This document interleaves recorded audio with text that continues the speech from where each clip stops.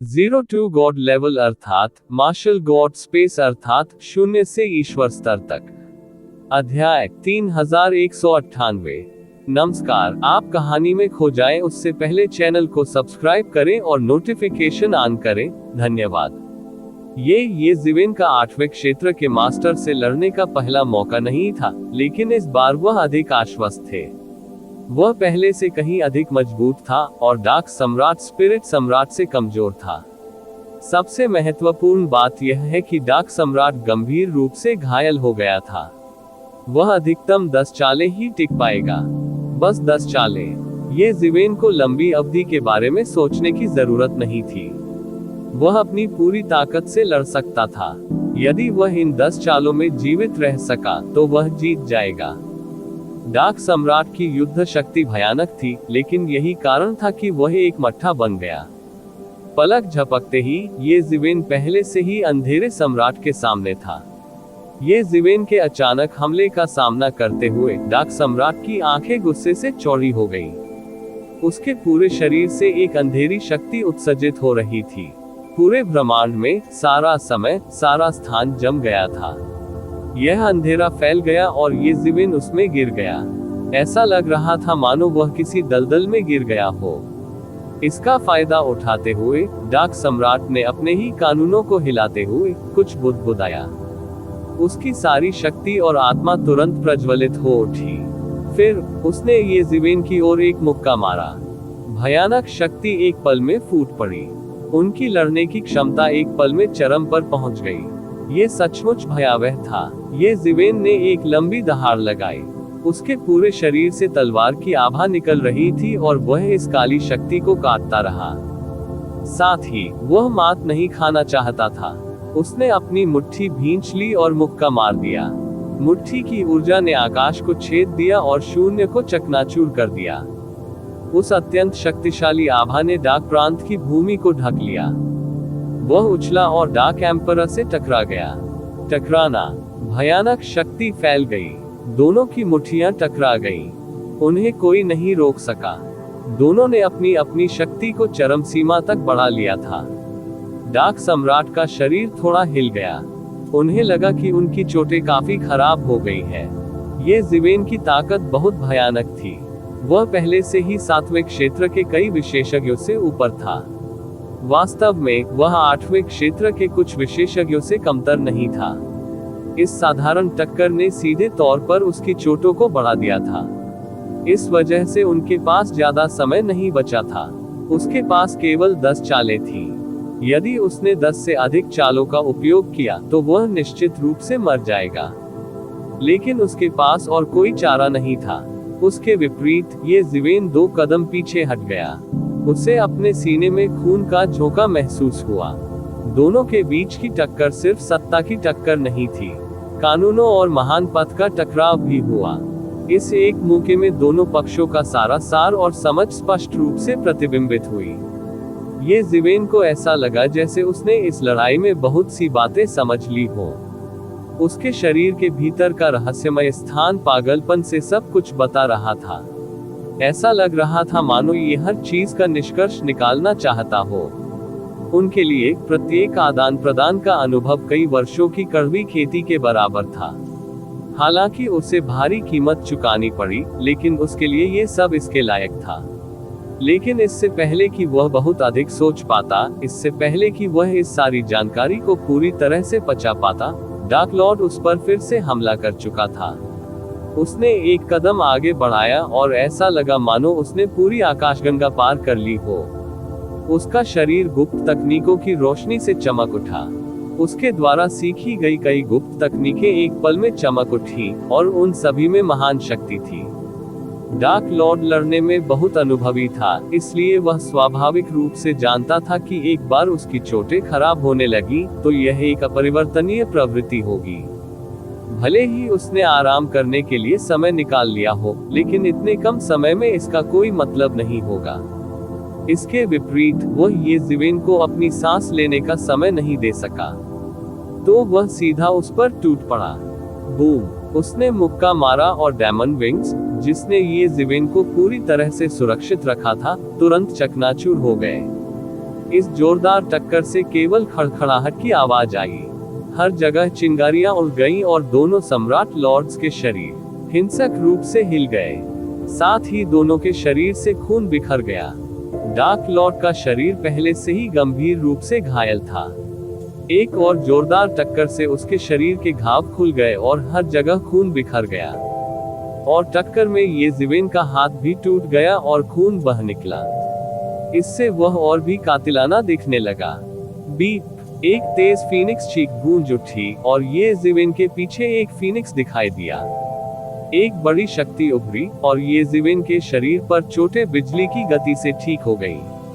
मरना। लेकिन इस बार येज़िवेन एक बार फिर दहाड़ उठी और सीधे आगे बढ़ गई। उसकी आत्मा और शरीर अत्यधिक और लगभग तुरंत ही जल रहे थे ऊर्ध्वपातित। ऐसा लग रहा था जैसे वह पूरी दुनिया के साथ एकाकार हो गया हो। अपनी पुनर्प्राप्ति क्षमता पर भरोसा करते हुए, जो डार्क लॉर्ड से कहीं बेहतर थी, वह तुरंत मार्शल सम्राट सील को अपने हाथ में पकड़कर आगे बढ़ा और डार्क लॉर्ड पर दबाव डाला। गर्जन। ये देखकर कि येज़िवेन ने पलटवार करने का साहस किया, डार्क लॉर्ड ने तुरंत दहाड़ लगाई और मुक्का मार दिया। बूम। इस भयानक हमले ने पूरे डार्क प्रांत को हिलाकर रख दिया और पूरी पर्वत श्रृंखला धूल में बदल गई। डार्क प्रांत में कई विशेषज्ञ उड़ गए और युद्ध के मैदान की ओर चले गए।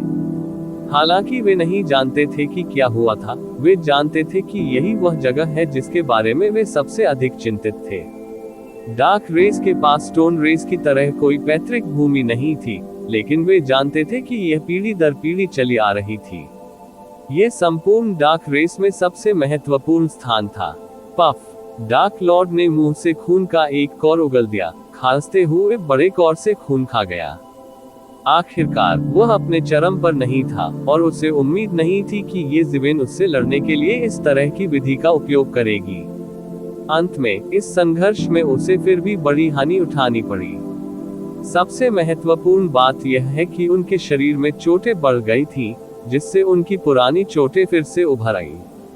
स्वर्णिम संप्रभु रक्त की धारियां बहकर हवा में बिखर गईं। ये देखने में चौंकाने वाला दृश्य था। हालांकि येज़िवेन, जो उनके विपरीत थे, ज्यादा बेहतर स्थिति में नहीं थे।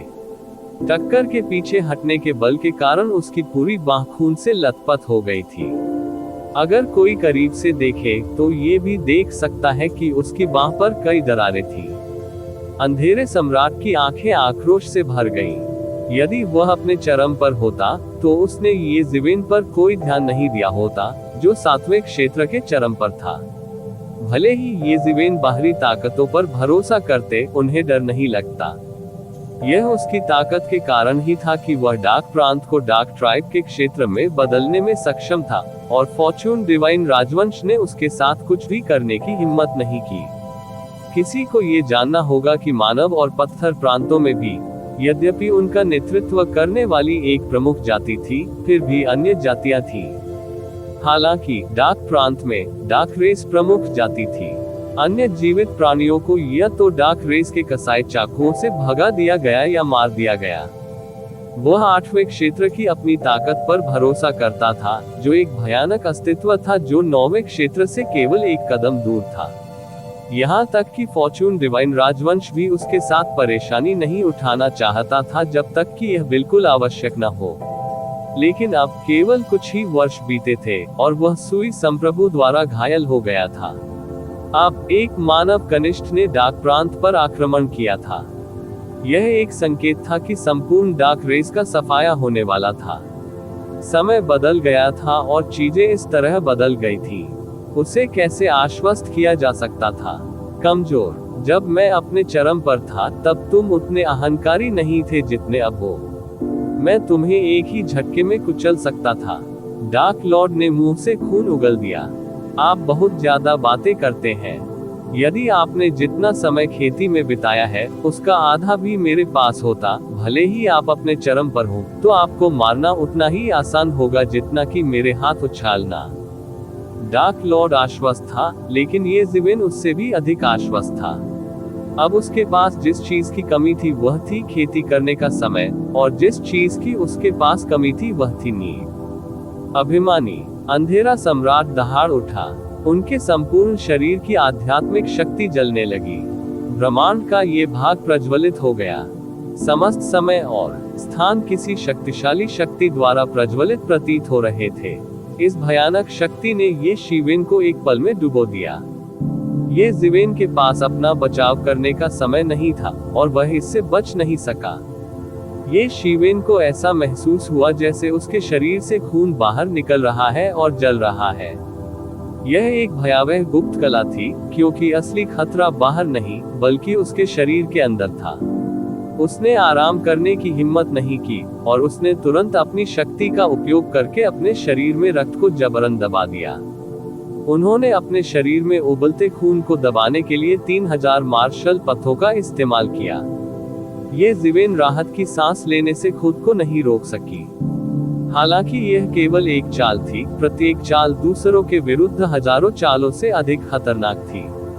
हालांकि डार्क सम्राट ने इस क्षण का फायदा उठाकर आकाश में छलांग लगाई और ये जिवेन के सामने पहुंच गया। उसने अपना हाथ बढ़ाया और ये जिवेन के शरीर पर थप्पड़ मारा। क्रोनो रॉब की सुरक्षा के बावजूद ये जिवेन को अभी भी चोट लगी थी और वह गंभीर रूप से घायल हो गया था, लेकिन वह निष्क्रिय रूप से मार सहने वालों में से नहीं थे। एक ही समय पर ये जिवेन के हाथ में एविसी की तलवार डार्क लॉर्ड को भेद गई। वाह, दोनों पक्ष क्रोधित थे और यह जीवन और मृत्यु का एक और संघर्ष था।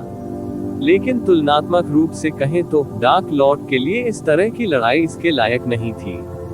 हालांकि ये जिवेन की खेती का स्तर कम था, उसका खून मजबूत था और उसके पास कोई पुराना घाव नहीं था, लेकिन उसका हर हमला उसके पुराने घावों के बिगड़ने की गति को बढ़ा देता। कुछ चालों के बाद डार्क लॉर्ड को ऐसा लगा जैसे वह मरने वाला था, लेकिन वह हार नहीं मानना चाहता था। यहाँ तक कि अगर उसे ऐसे चरम तरीकों का इस्तेमाल करना पड़ा तो भी वह ये जिवेन को मार डालेगा।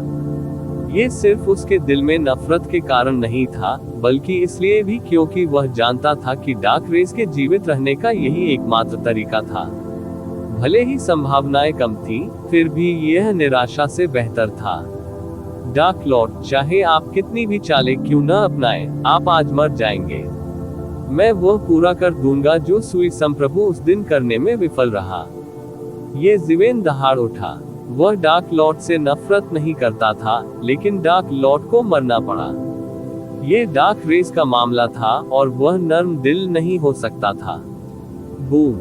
ये जिवेन ने एक कदम आगे बढ़ाया और डार्क लॉर्ड की चोटें और खराब हो गई। अब जब उसका पलड़ा भारी हो गया तो ये जिवेन ने टाइम किंगडम को खोल दिया और डार्क लॉर्ड पर ताला लगा दिया। उसके हाथ में मौजूद मोनार्क सील टूटकर गिर गई। इस बार ये जिवेन जीत गई। डार्क लॉर्ड ने गुर्राया और वह मौके पर ही फट गया। उसका शरीर फट गया और उसके उबरने का कोई रास्ता नहीं था। उसने सोचा कि वह 10 चालें चल सकता है, लेकिन उसकी चोटों ने उसकी जान ले ली। प्रतिवेदन: किसी भी खराब अनुवाद के बारे में हमें बताने के लिए टेक्स्ट का चयन करें और रिपोर्ट पर क्लिक करें। लेस देन पिछला सूचकांक, अगला ग्रेटर देन। इसी प्रकार के अपडेट्स लेते रहने के लिए हमारे चैनल ऑडियो बुक्स 108 को सब्सक्राइब करें और नोटिफिकेशन ऑन करें। धन्यवाद।